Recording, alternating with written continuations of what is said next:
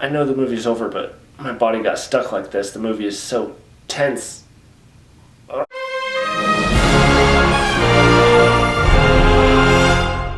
No Escape. Alright, this movie stars Owen Wilson, Pierce Brosnan, and Lake Bell.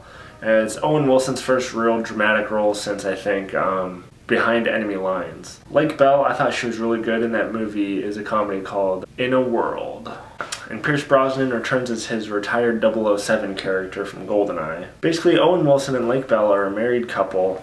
They are just arriving in Asia. They never really specify which country it is. Basically, their family's there. He's starting a new job. They get stuck in the middle of this coup that happens. Some political figure is killed.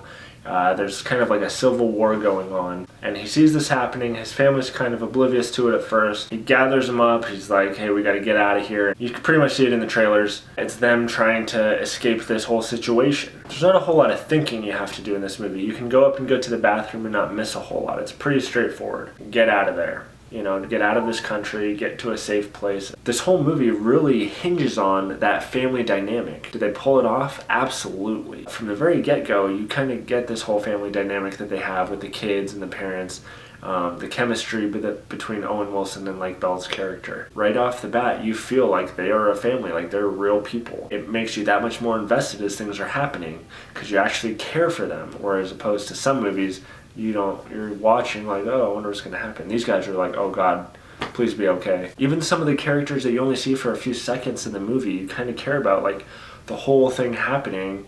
It feels like, oh man, this is really happening right now. Now, as far as the acting goes, man, Owen Wilson, he's usually a goofball in these goofball comedies, but he actually plays the everyday family man very well. You know, he plays kind of this lighthearted guy who's just trying to be a good dad, caught up in this crazy situation where he has to kind of take charge a little bit and guide his family to safety. It never gets to the point where he's suddenly, oh, I'm the main character, so suddenly I can shoot people and I'm just a badass. It portrays the movie very realistically. You can see the fear in everyone's eyes as these different situations arise that just intensify as the movie goes along. Especially that rooftop scene, man, oh my God. That whole scene, I was just like, Pierce Brosnan, he's not in the movie a whole lot, but I'll tell you something, when he's in there, he definitely steals the scenes. He's got like kind of this wit to him. He's funny, but he's also a badass. There's a few scenes where the child actors actually have to pull out their acting chops, and I'd say they do a pretty damn good job of it. The direction of this movie I also think is pretty well. The director is John Eric Dowell, who also did the previous movies Quarantine, As Above, So Below, M. Night Shyamalan's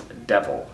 Well, I'll tell you something, this is his first real movie where he really makes a good movie. I swear, the whole movie, I was on the edge of my seat thinking, man, how are they going to escape this? It's very realistically done. There's a bunch of situations where I'm thinking, man, what the hell would I do in that situation? And then the way they get out of it isn't some crazy movie thing. It's actually like, okay, that makes sense. Now, there are a few situations in the movie where it's like, okay, this is definitely a movie, but at the same time, it doesn't take you out of it. You stay fully invested. I don't believe it's based on a true story, but don't quote me on that. So in the end, guys, this is a short review. It's my first movie review on this channel. I plan on doing many more reviews as the weeks go along. I have a thing called a MoviePass, which actually allows me to see unlimited movies in the theaters every month for $30 a month. I got a link to their website below, and that's a pretty awesome deal. So for this movie, I'm going to give it my stamp of approval. Now, I'm still trying to develop a good rating system. I don't want to do the standard 1 through 5 or